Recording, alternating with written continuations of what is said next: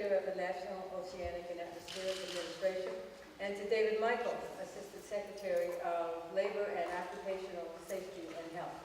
We also have Beth Cobert here, who is the Acting Director of the Office of Personnel Management.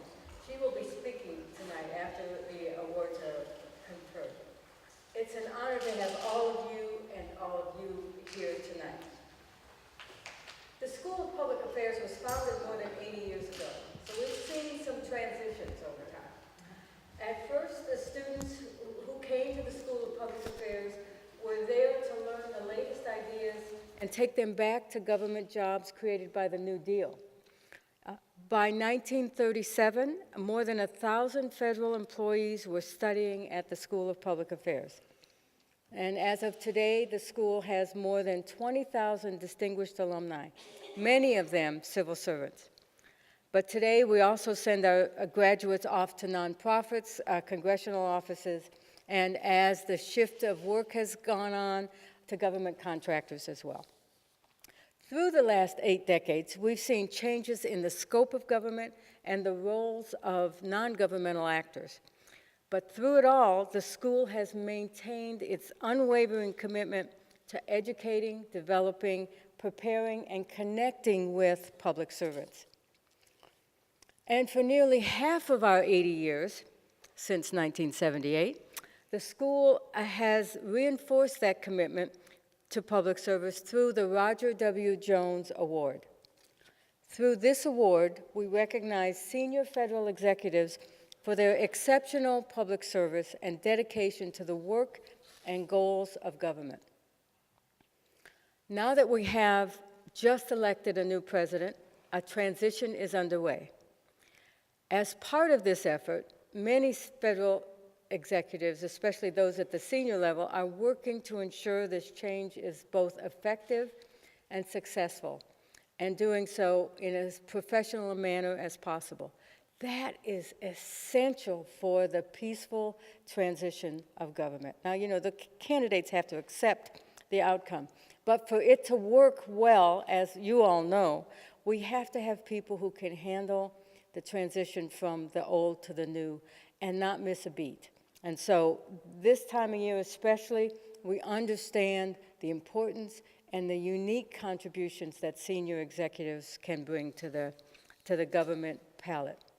Now, each year, the Roger Jones Award it has a distinguished panel of individuals who select and decide who will receive this award.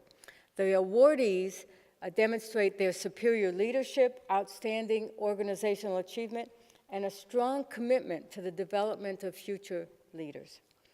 We recognize that those accomplishments are built on dedication to service, a commitment to continued improvement, and an emphasis on public service above all. And I want to congratulate our award winners tonight, Dorothy Dougherty, a Deputy Assistant Secretary of Labor for Occupational Safety and Health, and Louis Uccellini, Assistant Administrator for Weather Services at the National Oceanic and Atmospheric Administration, and Director of the National Weather Service. It takes a long time to introduce these people. They have so many responsibilities. Their dedication to public service is commendable, and we are here to recognize their contributions. We're happy to be honoring them here tonight. Now, you will hear more about each of their accomplishments shortly. We're also honored to have several members of the award selection committee with us tonight, including, of course, the chair of the committee, Patrick Malone. David Chu is here. Vice Admiral, I said that the wrong way earlier. Vice Admiral David Pekoski, Bob Tobias, Mort Downey, and the Honorable Gwen Sykes. You will find a complete list of the committee members in your program. These individuals graciously offered their time to identify these outstanding award winners. Please join me in acknowledging our committee members and their hard work.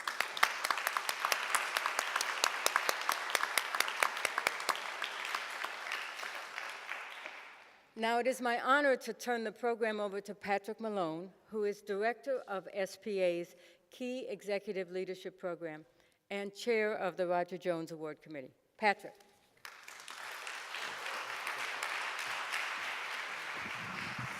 Yeah, my title is not nearly as long. It's good. So, ladies and gentlemen, welcome and thank you, Dean Romzak. It's a pleasure. Welcome to American University and welcome to the Roger Jones Awards ceremony. It's terrific seeing everybody here this evening. This is always such a great occasion. We look forward to it every year, and it was my honor to serve as the chairman of the selection committee. And I want to thank them, as Dean Romzak did, for all their hard work.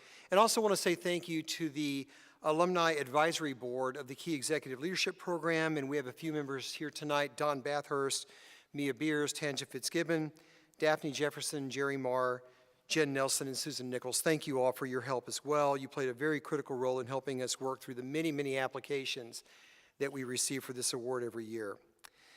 Tonight is about the good news. I knew that would get a laugh. I was wondering what that was about. The good news is that we have the most talented, diverse, educated, and committed workforce of any government anywhere in the world. Can I get an amen? Thank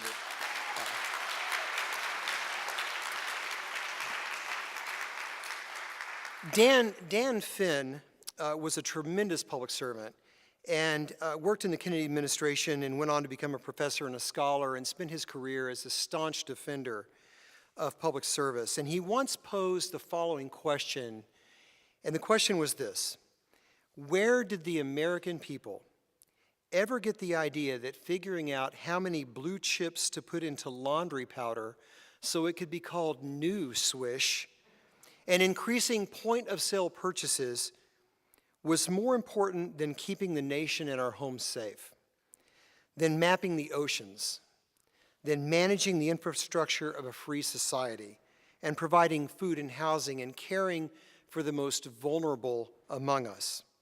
All the tasks to which public servants devote their minds and their hearts. It's a great question. And when I look out in this audience tonight, I see individuals that are part of our government that are doing amazing things. I see friends of the public service who support the goals and mission of serving our nation. I see faculty members and staff from the School of Public Affairs who partner together to perform cutting-edge research and great teaching that informs the effective practice of public administration and policy. I look to my left and I see two nominators, Undersecretary Sullivan and Assistant Secretary Michaels, who did what great leaders do. They recognized the work that was being done, they understood and valued its impact, and they took the time to sit down and write a nomination and tell somebody about it. Kathryn, David, we would not be on this stage today celebrating were it not for you guys. Thank you so much for doing this. Thank you.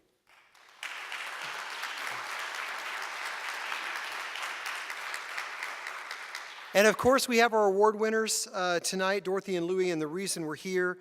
The words in their nomination packets were pretty cool. They were words like fresh, innovative, selfless, passionate, comprehensive, lasting. They've had amazing success and amazing impact, and you're going to hear more about them in a little bit. And those of us that are the recipients of the gifts that Dorothy and Louie and Kathryn and David and Beth and so many of you that are here, those gifts for us that live in this world are a safer world. The gifts that we receive from these public servants are a safer environment, safe food that's not loaded with chemicals, and the list goes on. It's truly civilization delivered, and it is an honor, and we are so appreciative of the work that our public servants do. Thank you all, and thank you all for joining our celebration tonight with difference makers like Dorothy and Louie, and let's get on with the celebration. I'm going to begin by introducing the nominator for Dorothy. This was David Michaels, and it's my pleasure to introduce him. Dr. Michaels is the Assistant Secretary, Occupational Safety and Health Administration. David is an epidemiologist, currently on leave from his position as Professor of Environmental and Occupational Health at the George Washington University School of Public Health. He is the longest-serving Assistant Secretary in OSHA's history and has been a tireless advocate for enforcement in high-hazard industries, promoting worker protection programs, and increasing outreach to vulnerable populations. He's a recipient of the American Association for the Advancement of Science's Scientific Freedom and Responsibility Award. He's also received the American Public Health Association's David P. Rawl Award for Advocacy in Public Health and the John P. McGovern Science and Society Award of Sigma Psi. Please join me in welcoming Dr. David Michaels.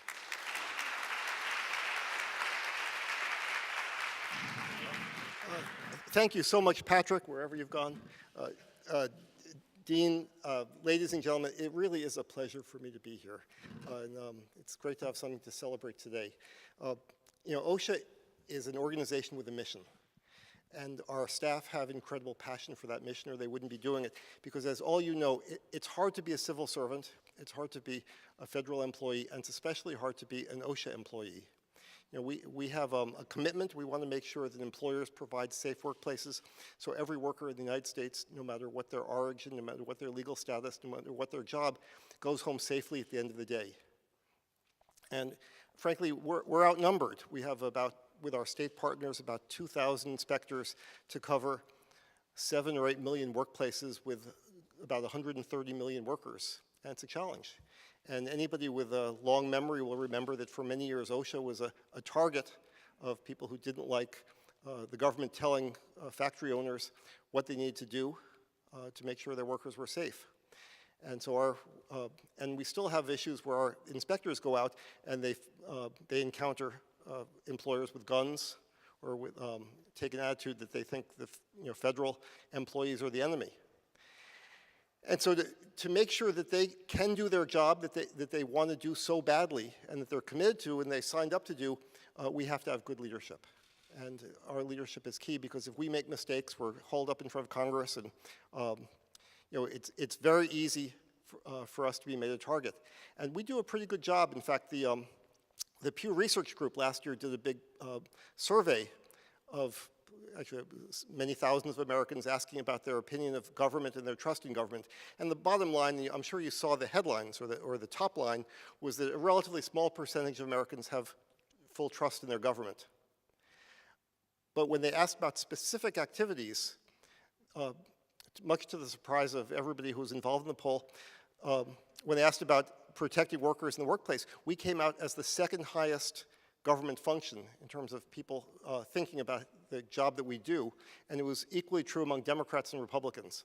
So I think we actually do a pretty good job, and that's because our leadership is so good. The management of our 90 offices and how we're structured makes sure people do the right thing. And so we're a very hierarchical organization. Up until very recently, the career deputy was always a man who came out of the field. And when the last deputy assistant secretary, who was really a legend at OSHA, retired, Jordan Barab, who's the deputy assistant secretary, the political deputy, and I looked at our choices, and the obvious choice was Dorothy Dougherty. And now, as you can see, Dorothy Dougherty is not a man. And while she did work at the Mine Safety Health Administration many years ago and actually did some inspections, has been in the national office for decades, and doesn't come out of the field, and she's not an enforcement person. And so having a deputy assistant secretary who doesn't come out of enforcement really caused quite a few murmurs. And people don't complain directly to us because of the nature of the place, but we knew very clearly this was a controversial choice and one that Dorothy would have to work out a little bit to make sure she got the respect of the hardcore field people who we have all across the country. Well, Dorothy has done that in spades. And she has, what we saw, and she's exhibited every day since taking this position 3 years ago, is this, beyond her passion for the agency's mission, is an incredible emotional intelligence. And she understands how to motivate people, how to make them work together, and to feel proud of the work that they've done, and understanding when people need help, when they need some guidance, when they need some criticism, when they need additional training, when they need mentorship. And her commitment to the agency is through all of these people who work for her. And not directly just for her, but down many, many rungs. And it's made a huge difference. And I can just give you a couple of examples. A lot of our very senior leadership came in what we sometimes refer to as the halcyon days of OSHA under the Carter administration. That's when OSHA was the biggest. It was a relatively new agency. A lot of staff came on, and early in the Reagan administration, there were rifts, and the agency got much smaller. So a lot of our senior officials, senior managers, came in the 70s, and then there's a gap of 10 years. And so we had people below that, who didn't have nearly the experience. And we saw some real issues about succession planning. And so what Dorothy did, she came up with this idea of deputy boot camp. And she took all of our deputies, there are about 16 of them from around the country, and essentially put them into boot camp. And they would get together for a week at a time, every few months, where they'd get training in all the things that they would need, and they also developed this comradeship so they can call on each other, and they are a strong cohort together who are now very quickly moving into the top ranks. And when Jordan and I first got there 6 or 7 years ago, and we had openings in the SES, we had one in Seattle, which we thought people would want to go to. We barely got one applicant. And now when our SESs are open, we get, it's a wealth of applicants. It's tough for us to decide. It's really made a huge difference because of the building this group up. One of the things she does at this boot camp is bring in a bunch of her predecessors. She calls them the legends of OSHA, who are the former deputy assistant secretaries who come in and talk about some of the things they faced, and then they take on the mentorship to help some of our younger SES people develop. It's really been a fabulous experience, and I hear from so many different people how successful it's been. Another maybe more recent example, one that's in the news, is our involvement in the Wells Fargo scandals. Now, everyone's read about how Wells Fargo pressured their employees to essentially what we call sometimes cross-selling, or either directly selling or pretending to sell products to their customers. And they were under great pressure to sell. If you had a credit card, they wanted you to open a bank account, a checking account. If you had a checking account, a savings account. And employees across the country were pressured to do this. And actually, Wells Fargo eventually fired about 5,000 of them for doing work that they were pressuring them to do. And they finally settled with the CFPB and the controller of the currency. They agreed to stop doing that. It was a relatively small fine, in my opinion, about $178 million. But you're wondering, now what does OSHA have to do with this? So one of OSHA's functions, beyond simply making sure workers are safe, is we are the investigator for the anti-retaliation provisions of 22 statutes. And that includes the OSHA statute, where if you raise a concern about safety in the workplace and you're with your employer or with OSHA and you get fired, OSHA, that's against the OSHA law, and we investigate and try to get you your job back. But it's also true under Sarbanes-Oxley and Dodd-Frank. If you work for a publicly held corporation and you raise issues of fraud and you get fired, actually OSHA does the investigation. That's true under the Clean Air Act or the Clean Water Act, the Food Safety Modernization Act, the Pipeline Safety Act, the whole wealth, all sorts of transportation laws. So we have a whistleblower protection program.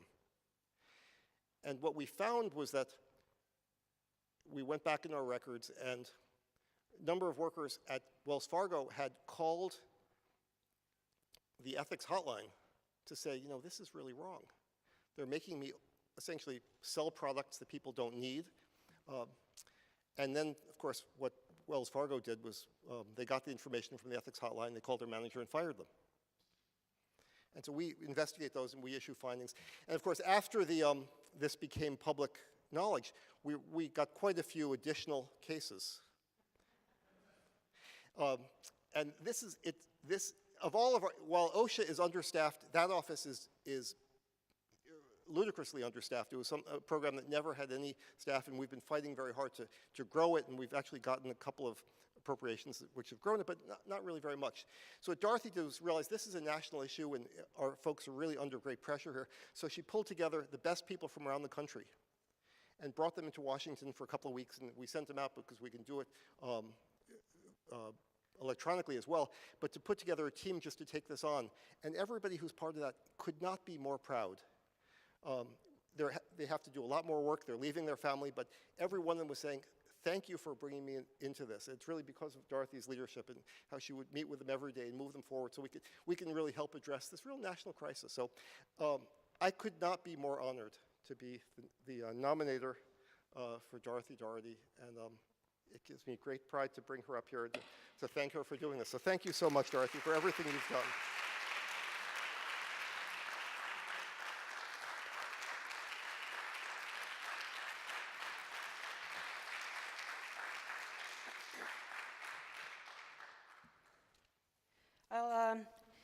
let me just start by thanking everyone for selecting me for this award. I'm truly humbled to be chosen, and I'm very grateful to American University School of Public Affairs for sponsoring the award and for recognizing public service. Congratulations to Louis for your selection. Thank you for your career and work at the National Weather Service, an agency like OSHA with a mission to protect lives. What higher calling could either of us have? Unfortunately, in the current climate, not a weather pun, career public service, isn't always seen as a higher calling. We often find ourselves treated with disdain. These are those with incomplete information harshly and frequently incorrectly judge our actions. Taxpayers forget that we are taxpayers too, and we are seen as rich bureaucrats taking advantage of our positions. This hasn't been my experience, and it hasn't been what I've seen in the thousands of career federal employees with whom I've worked. OSHA, like all of the federal government, is rightfully scrutinized. How we use our money and our people is subject to second guessing. Budget limitations and resource demands require us to be creative. We have had no choice but to increase our internal capacity for leadership development. I have been fortunate to work with an assistant secretary, Dr. David Michaels, with whom not only is invested in protecting America's workers, but is also invested in our employees and has the desire to cultivate leadership at all levels in our employees of OSHA. I'm grateful for the confidence and trust that he has shown me, along with Jordan Barab, who likes to be called the #1 deputy, although not tonight, Jordan. The three of us have made an excellent team. The women at my table have been with me for nearly 3 decades. I have learned so much from Liz Vasquez, who happens to be an AU graduate. Not only has Liz helped me personally grow, but she and her business partner, Barbara Upston, have been with me every step of the way in making the succession planning, assessment centers, and agency growth I envisioned a reality. Teresa Clark is the most loyal person I've ever met. Her loyalty, support, and graciousness have benefited me more than she will ever know. Finally, thanks to BUA for your love, support, and wordsmithing. We make a good team as well. So thank you very much for this award, and I will leave the stage.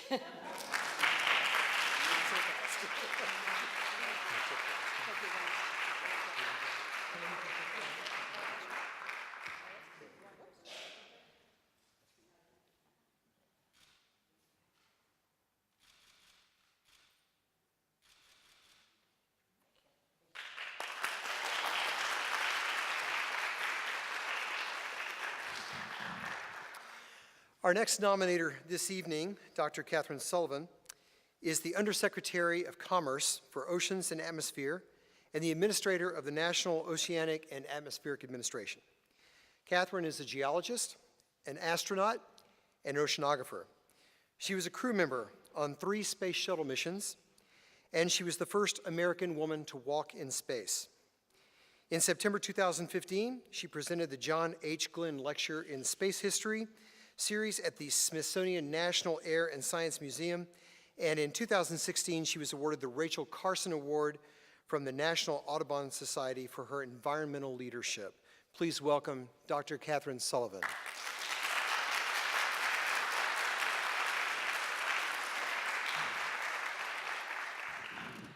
Thank you, Patrick, Dean, and all of you for joining us here tonight. I could not be more delighted to have the opportunity to introduce you a little bit to one of my most important and most esteemed colleagues, Dr. Louis Uccellini. Louis, let me tell you a little bit about the basis for Louis' award, and then I also want to tell you a little bit about the man, Louis Uccellini. The simple thing you need to know about the gentleman getting this award is that every single weather forecast you ever look at, whether it's on the back page of your newspaper, on the television show, on your smartphone, every single one of those forecasts originates from the house that Louis built on the University of Maryland campus in College Park and from the team that Louis leads. Every single one of them, no exception. I don't care who dressed it up with the fancy graphics for you. It's Louis' team and their science and knowledge of how this planet works. Louis became the director of the National Weather Service in 2012, taking the helm after a very trying period in which we had some financial mismanagement and even some financial malfeasance that resulted in a number of very traumatic departures from leadership. And Louis' task was to step in, stabilize the ship. Weather is daily, forecasts are daily, and this needs to go on. Louis has since then, in that really spare period of about 36 months, brought to the National Weather Service a caliber of leadership and an effectiveness and caliber of change management that is truly remarkable. And in fact, it was on presenting back to the National Academy of Public Administration about a year and a half into his tenure, presenting back to the NAPA team that had critiqued the Weather Service, his action plan and his vision and the steps that had already been taken to move forward on the tracks that they identified, that we really started to see the external commendation and recognition of Louis' work. We talked about that over the dinner table, and Mort was candid enough to acknowledge that they all sat there sort of stone-faced during this briefing, which of course had Louis really nervous. They're like no reactions at all. We're maybe way off mark, or they think this is all crazy. It turns out the reason they were so stone-faced, which they fessed up at the end of the briefing, they looked at each other and said, has there ever been some group we reviewed that actually came back and told us what they had done and was acting productively on our recommendations? Or do we know how to write up the they haven't done anything letter? We're not sure how to write up the look they're doing it letter. But that was Louis and his team. And the leadership effort that he began then has become now a very robust, multi-pronged change management initiative that we call the Evolve the National Weather Service. It has dimensions of technology, of talent development, of management process and change. It's really making a tremendous, tremendous difference. The administrative structure of that Weather Service headquarters has been realigned. The budget structure has been realigned. Anyone who's ever gotten the Congress to endorse a realignment of a budget structure knows what that takes and knows that it is testament to the fact that you put something very credible together and advocated for it very credibly as well. He's also championed and led the way for substantial investments to be garnered from the Congress in both our supercomputing capability and the physical models that make weather services possible. Amid all of that, Louis has also needfully been both the face and the voice of the Evolve initiative. He has garnered tremendous support from the Congress in the last 3 years in what we all know have been among the more strident times politically at the national level. He is winning over our workforce, our 4,000 strong Weather Service workforce, which is organized into a union with a long history of very adversarial relationships with management. But Louis is winning over the workforce by his actions, by the kinds of conversations he has with them, by the scientific acumen and the integrity that he shows to them in every single engagement. And as importantly, he's won and continues to hold the confidence of the nation's emergency managers, who really are the first-line customers for the Weather Service's products and services. So our nomination highlighted the vision, the leadership, the passion, and the drive that Louis Uccellini has brought to this job.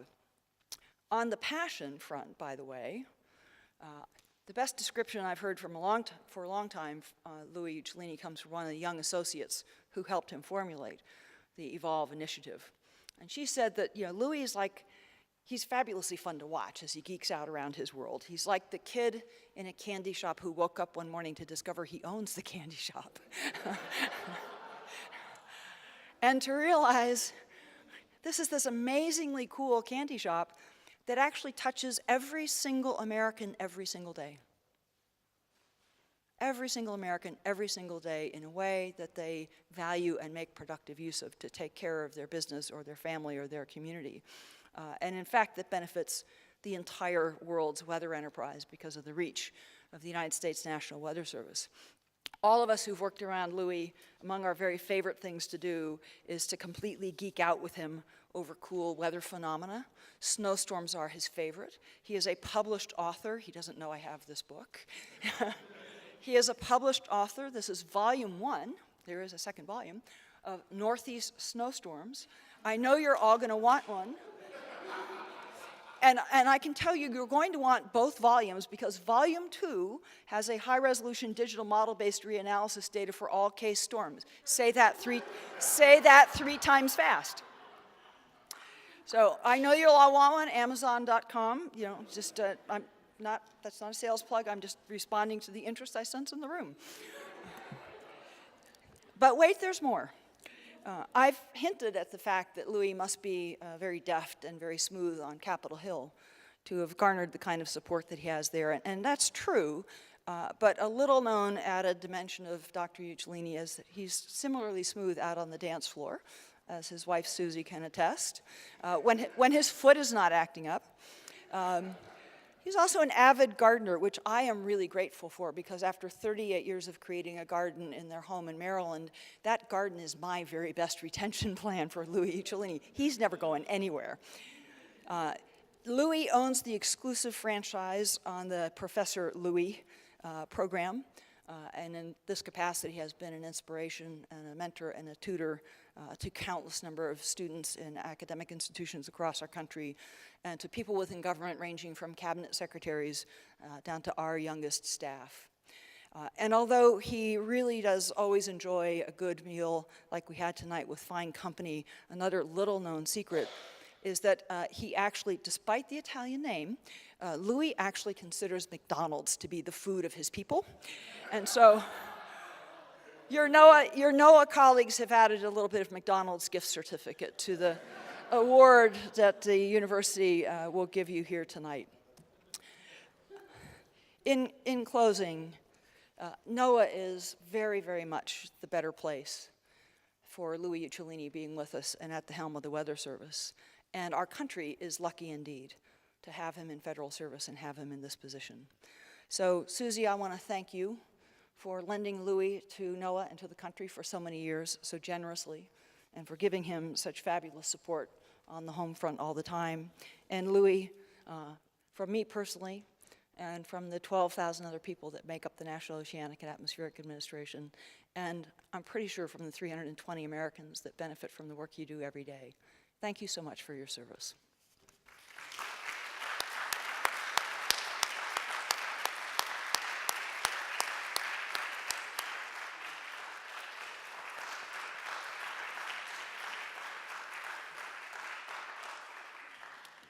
This is on-the-road food. So what Kathryn doesn't know is that there's a quiz on Chapter 5. We are at a university. Wow. I always said that part of the toughest part of my job is having to follow Kathryn when she gives a talk, and tonight's no exception. So first I want to thank you, Kathryn, and thanks to the selection committee and the American University of Public Affairs for this incredible honor.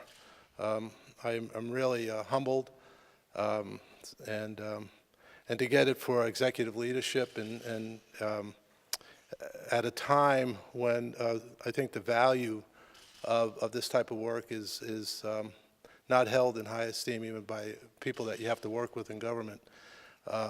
Just enhances the challenge. So I'm just really proud of this honor. I also want to thank Dr. Sullivan for her introductory comments. I should note with the book, I'm in the executive branch. I know the laws. The money all goes to the American Meteorological Society. Doesn't come to me.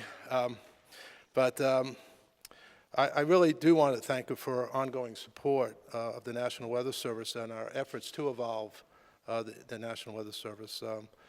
These efforts provide critically needed services directly to emergency managers. The whole idea of Evolve is that our forecasters used to think their job ended with just the forecast and warning, and what we both discovered in 2011 with the tornado outbreaks in Alabama and Joplin, Missouri, is that it's that last mile that makes the difference, and we have to go beyond the forecasts and warnings and connect with people who are actually saving lives and property. And it's not just the weather, it's the water services, the water resource management is another part of this. But her support of our activities in moving this through has just been incredible. And I should also note that Penny Pritzker, Secretary of Commerce, has just been just as supportive, and that does make it easier, trust us, when you have to go 2 levels before you get to OMB. To have that kind of support is just really, really phenomenal. I am proud of this award, and I'm proud of the fact that you're recognizing important leadership and change management efforts. And I feel duty-bound, since Mort's in the audience and Robert Tobias is in the audience, to review it, because that's what I do when I'm in front of the NAPA panel. First of all, what did we do that got their attention? The transition of the National Weather Service budget from 27 different categories, or PPAs, for those who want to know about that stuff, but 27 is just unmanageable. There was no logical thread in any of that. So it wasn't just the director of the Weather Service before me, but I've worked for 4 Weather Service directors, and 3 out of the 4 did not leave on their own accord. And I believed they were great people to work for, but this complexity just didn't allow. So we were able to compress this into 6 portfolios that followed the function of the Weather Service and the need to improve and house it. We also restructured the National Weather Service headquarters, built on 6 offices with a one-to-one relationship to each portfolio. I was an office director in the mid-90s. I had responsibilities, but I had no budget authority. And you can imagine how people did end runs during that period. So we knew that it wasn't just restructuring the budget, but to have the headquarters actually map directly one-for-one into those portfolios. And then the creation of a governance structure and document that codifies how we make our governance planning, mission execution work to the bottom line. And what was remarkable about this is that we got all 33 SESers to sign up on that document. And we set a process that lessons learned in year 1, so we had version 1.0, gets built into version 2.0, and then so on. So they sign that document, and they sign the annual operating plan that comes through this new process with the simplified structure. Now, I've been asked, and the reason I singled out Mort and Bob Tobias is, you know, how did you get this done? How did you get this approved through OMB and the Hill? And it was actually 2 years and 2 months, but who's counting, right? I mean, we knew we had to get this done up front if we were going to start doing those major changes in the Weather Service and make them effective as we work through. So first of all, I think you can understand that my predecessor and the team really ran into problems. There was a sense of urgency, and that was the outgrowth of the financial crisis. And it was a crisis, again, that I believe was related to those 27 budget categories. So, a sense of urgency. The second one was the review, the NAPA review. Now, truth be told, when I was in my previous position at NSEP, and I heard there was going to be a NAPA review, I thought of auto parts. I quickly looked it up, and National Academy of Public Administration, one of 2 academies that are actually mandated by Congress. So what I realized early on, even before I got this job, that review was important just by the mere fact that the Congress asked for it, okay? So the recommendations by the National Academy of Public Administration recognize the structural weakness in the National Weather Service budget and headquarters operation and the lack of sound management processes. It was just right there, black and white. And Congress asked for this review, and I could show that to them. So that review was not put on the shelf. And for those who know me, any review of anything, including the papers I used to work on, got a lot of attention. So indeed, it was a catalyst for change. And I certainly, when I brought that back in that famous first meeting, when I got the blank looks and wondering if I was connecting or not, I think the folks on the other side of the table realized that I was taking it seriously and it was a catalyst. The third item was the support, and the NOAA, DOC, and OMB, and then up to the Hill. There was some skepticism on the Hill, so we actually ran the new structure in parallel with the existing activity. So there were people doing two jobs through the sequestration year. This was 2013. That we could then come back in 2014 and showed that the Hill actually had more insight into our budget than in a new system that they had in the old, and that we were actually making it work. But those three items pale in comparison to the fourth, and I think the most important, is that we had buy-in from the up-and-comers within the agency. The middle management employees, the young Turks that were starting up within headquarters, and in the field. Every regional headquarters was involved. And we estimated, preparing for this, that more than 200 people became involved in this charted project. They made it their project. I stepped out of the way. They made it their project, their future, and got it done. So one of the people is in the audience here, and he doesn't know I'm doing this, but now he does. He led the effort for the governance document, and he was actually the first person I briefed in OMB on this, and he liked it so much he wanted to come to the Weather Service to help make it happen. So John Tenhove, would you please stand up and take a bow?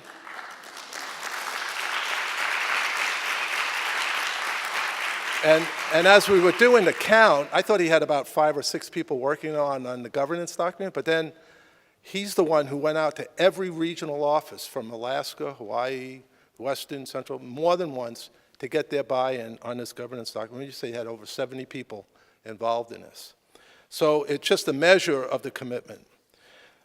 So to me and to others, it's clear that these changes are working. They're providing a sound basis for moving the evolution of the National Weather Service forward. It's improving our forecasts and warnings. We manage to the bottom line. We're having discussions now about budget challenges in the middle and the end of the fiscal year, and I was telling Kathryn, these are the kind of discussions that we used to have in August. We had 6 weeks to fix a problem. It's much more transparent. It's really working. We're getting things done. I hope you've noticed the forecasts are getting better. Okay, so I know that my family's tough. You know, they're always giving me a hard time. They're the hardest customers I have. But think of that blizzard that we just had. 8 days, 7 days, 6 days, 5 days, 4 days, 3 days, 2 days, 1 day before the event. We had a consistent forecast. We were working with the entire emergency management and local communities. We were ready for that. We are building a weather-ready nation. So on behalf of all the leaders and employees at the National Weather Service, I thank you again for this honor, the Roger W. Jones Award for Executive Leadership. Thank you.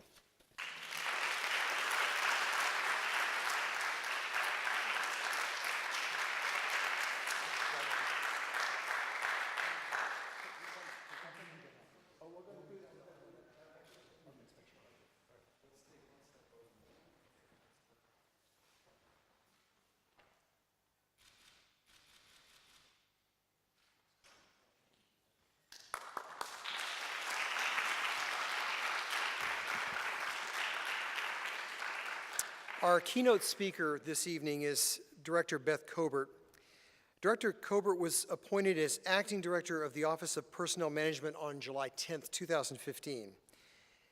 We have a lot of alumni at OPM, and they were happy to send me some thoughts about their director. And here are the words that they sent me. Authentic, real and super smart, passionate, committed, and a driven champion for public servants, and she loves data. She loves data. 3 of her top priorities for OPM are honoring the federal workforce, building a more diverse and engaged workforce, and world-class customer service. Previously, Director Cobert served as the Deputy Director for Management and the U.S. Chief Performance Officer at the Office of Management and Budget. She oversaw the government's performance, procurement, and financial management offices, as well as the Office of the Chief Information Officer. Before joining the federal government, she worked for nearly 30 years at McKinsey & Company as Director and Senior Partner, She was educated at Princeton and Stanford, and it is an honor to have her here with us this evening. Please join me in welcoming Director Beth Cobert.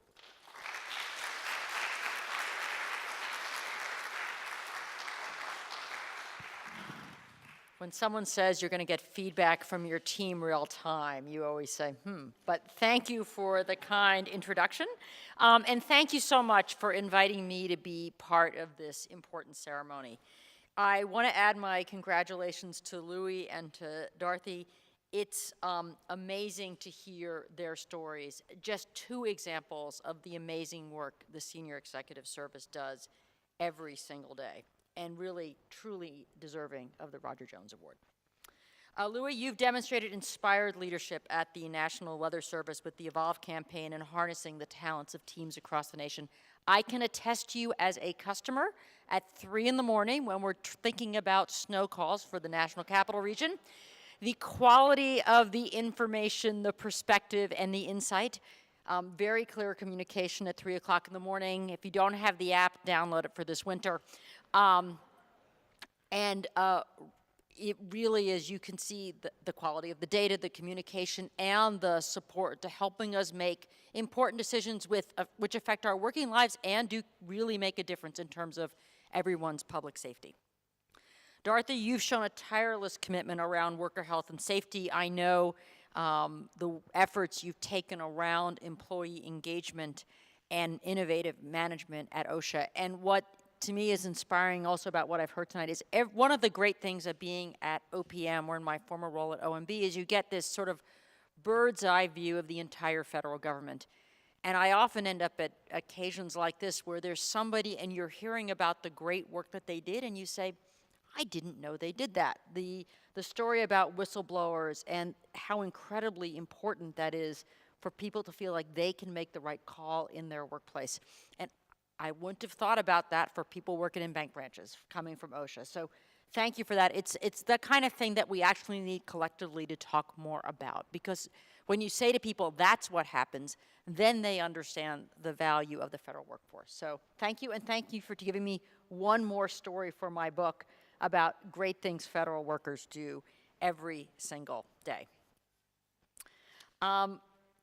So in learning about tonight, I was actually particularly excited to hear about an award that was named for an extraordinary public servant, such as Roger Jones. He served for 43 years, during which he served 7 presidents, clearly multiple administrations, and interesting enough from my personal perspective, he both worked for the predecessor of OPM at that time, the U.S. Civil Service Commission, as well as for the Office of Management and Budget, 2 agencies that I've had the honor to serve in the past 3+ years. And so honoring 2 individuals today and thousands like them across the federal government, you can really see the dedication, the caring, and the commitment to leading the 2 million strong federal workforce.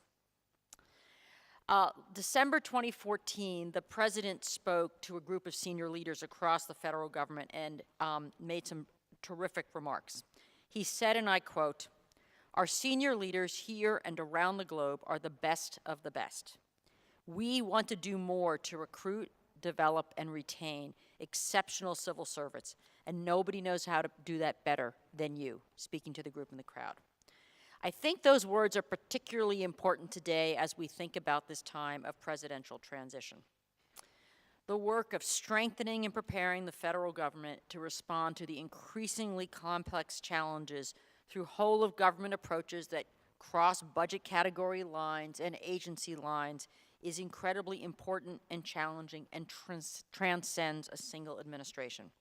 It's the right thing to do. And so as we move through this transition, it will be senior career executives like those in this room here tonight and those in agencies across the country who will provide the critical continuity of leadership. They understand what we need to do to get the job done in a high-quality way every single day and make sure that we continue to seamlessly deliver on our commitments to the American people. It'll be up to these executives to provide leadership for their troops and to recruit the next generation that will follow them into the senior executive ranks, since as everybody in this room knows, there are many of them who are approaching time for potential retirement. So whether you're an SES member, an aspiring executive, a collaborator and friend of the federal government, there is a role for everyone to help strengthen and improve the federal workforce. And each person here can play and needs to play a vital role in helping the new administration assimilate new leaders into federal agencies and execute that agenda. Now, I want to talk for a minute about the President's executive order on strengthening the SES and the Senior Leadership Corps, because that was and is a key element of the management agenda and something that we believe it is critical to continue as we go forward. I want to talk for a moment about the things we've accomplished and what I think we need your help to sustain our momentum. Over the last year, we at OPM, together with our colleagues from OMB, have been working across the government to fulfill the 3 key elements of the EO. The first focused on hiring the best talent and strengthening talent management and succession planning, something we heard a little bit about. Second, strengthening the development of SES. As leaders in a changing environment, leaders need to continue their own personal development. And third, approving SES accountability, recognition, and rewards. And we've made progress. I think we've made progress for a number of reasons, but it starts with the SES itself. As we were developing the recommendations in the executive orders, we assembled a group of SES from across the country. They weren't just human resources professionals. They were from different agencies. Some were new to the SES, some were longtime career civil servants. Some were in SL or ST positions, some worked in Washington, some worked out in the field. And it was that group, it was bringing that group, in essence, our customers together, that helped us develop a core set of recommendations. And I think we've made progress because as we've been trying to focus on implementing these changes, we've gone back to that same philosophy. We know the talents in the SES core, and we want to harness those talents in this effort. As I say time and time again, when I'm not talking about data in my speeches, one of the cornerstones of success, great human capital management does not happen through the human resources and the human capital department. Great human capital management happens when leaders in their line roles work together in partnership with human capital. OPM achieves its mission when we partner with the National Weather Service and with OSHA, not when we're doing it on our own. We've got to do it together. And that's the spirit and the philosophy we brought to the SES executive order, and that's the process we're bringing together. In multiple agencies, they've assembled teams of SES to work on the order, not just the SES in the Chico office, but SESs from across the agency, and that's how we're going to make a difference. So what have we been doing? We've been working on improving the hiring process. We're looking for better ways to attract and hire senior executives from inside and outside the federal government. We've worked with recruiters at GSA. They've worked to broaden and increase talent and applicant pools when they're trying to bring in new skills that we have in short supply. The Department of Energy's had a terrific program that helps them move to a resume-only perspective for internal and external applicants. They've reduced their time to hire new SES by 90 days. It's been reduced by 90 days. We're exploring other hiring pilots, and for those of you from another agency who are here, we are open for business in terms of pilots and thinking about how we can really have a process that helps us get to the core question of who are the great people, how can they communicate that, and how can we have effective, fair, competitive processes that recognize those talents. We want to make the right decisions, and we want to have processes geared to do that. We're also making an effort to work with cross-agencies to make the SES more diverse. And not because it's a nice thing to do or the right thing to do, which it is, but because we need the talent of every kind of person we can find to do the incredibly hard work that you heard about tonight. We need people with different backgrounds and perspectives. We need people who can relate to the communities they serve. We need different kinds of experiences. We need that diversity, not just coming in, but in the atmosphere we create for people as leaders. And so we're working with agencies to do that. We've got an Executive Women in Motion program that partners with SES and women mentees. We're doing things in other arenas to make sure we're developing a pipeline.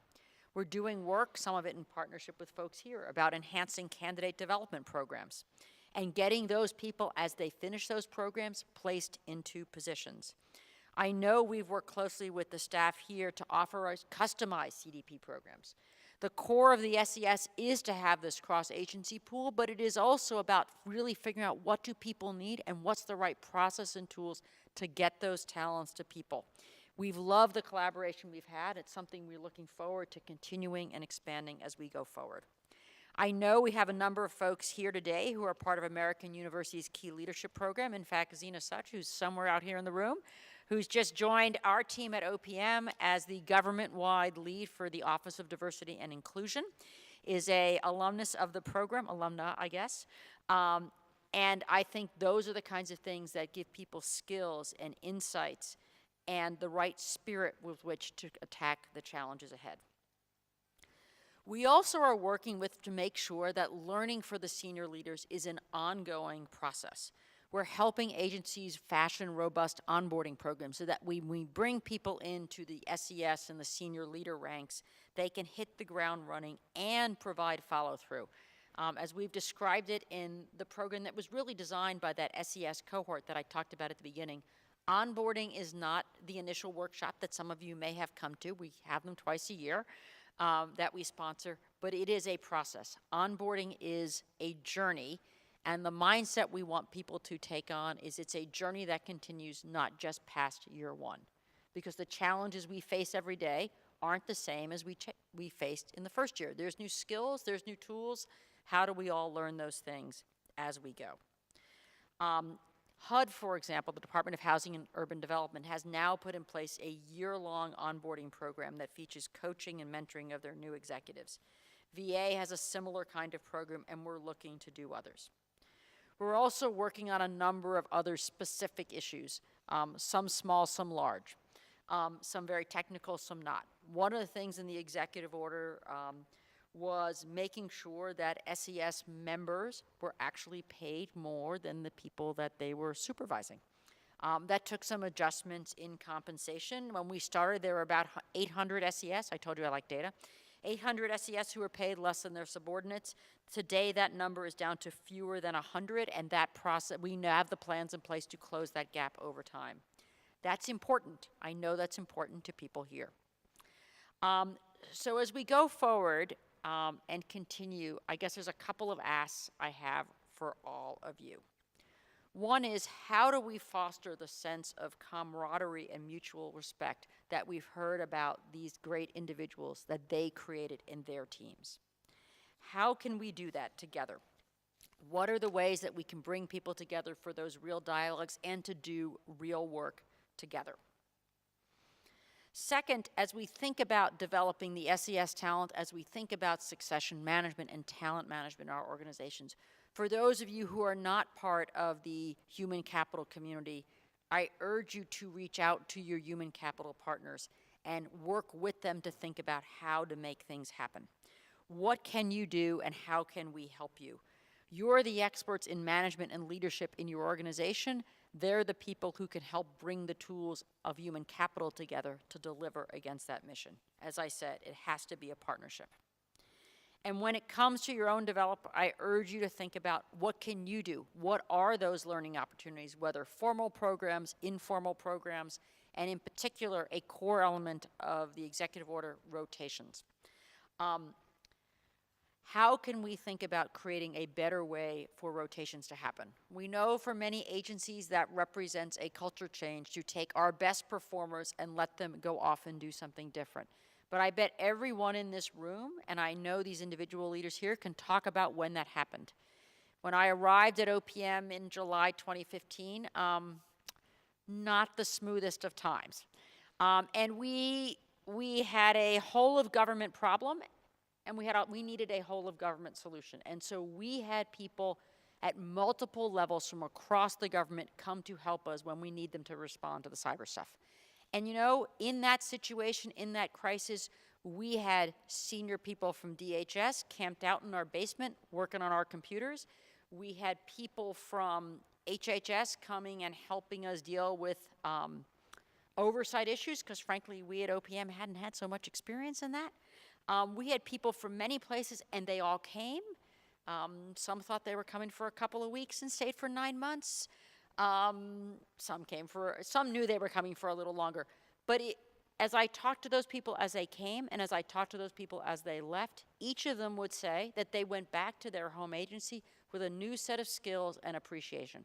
We need to make that a more regular way of doing business, not just in a time of crisis. And there's lots of ways to think about how we can pair up to do this. There are multiple agencies beyond the National Weather Service that are science-focused. What are other science-focused places, which might be a place to exchange with, maybe someplace different? There are many enforcement agencies, different ones. How do we bring them together? It is not intended to necessarily, you got to think about how we do the pairing, and that's what it's about. And I can assure you, I know from my experience in my prior life in here, it is a way to enrich talent, to get them energized, to bring them, to build their new skills and have them come back with new and refreshed energies. So our goal is to go back to the original mission of the SES, to be an agile, mobile force. The goal in the EO is to have rotation at about 15% of SES members.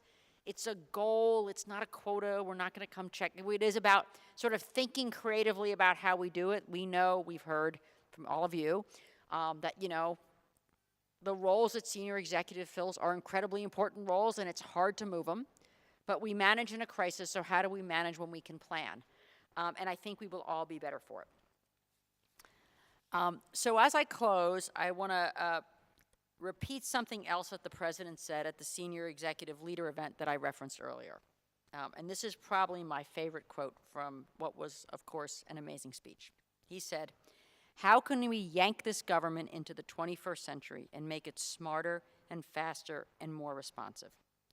I know that that challenge is being met every day through the leadership of individuals like we've heard about tonight. They are taking their organizations, working within the many constraints in which we operate. And as a former private sector person, I can attest for sure that there are constraints in public service that do not exist in the private sector, and it makes it tougher to get things done, besides dealing with problems on a scale and a level of complexity that often does not exist. It is just hard work. But it is work that we have capable leaders who are committed to doing and are committed to leading and who are being successful every day.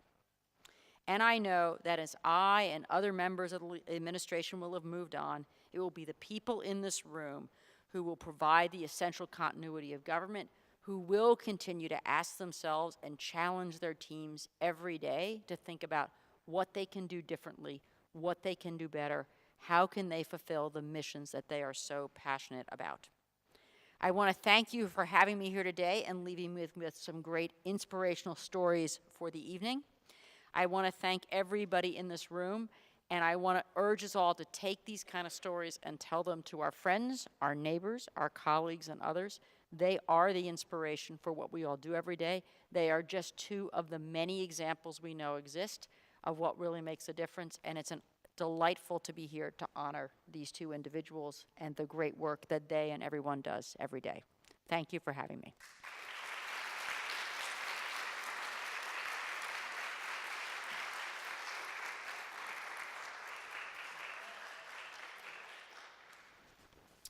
Thank you so much, Beth. What a great night it has been. This evening would not be possible without the help of a lot of folks. I see Jennifer Tether back there in the back. Lisa Manning, is Lisa around anywhere, or is she gone for the night? Lisa's out in the back somewhere. So Jennifer and Lisa, thank you. The Key family, I see a bunch of our Key executive staff. Can you guys wave and say hi? Hands up, please. Nice night. Thank you guys very much. Thanks for making this happen. And Bill, thank you for your magic behind the camera as always. We really appreciate it. And thank you to everyone who came out tonight to honor the work of Dorothy and of Louis. Please join us for a reception immediately following, just outside the auditorium. It's going to look a lot different when we go out there. And on behalf of American University and the School of Public Affairs, thank you for being here, and we sure look forward to seeing you next year. Have a safe night.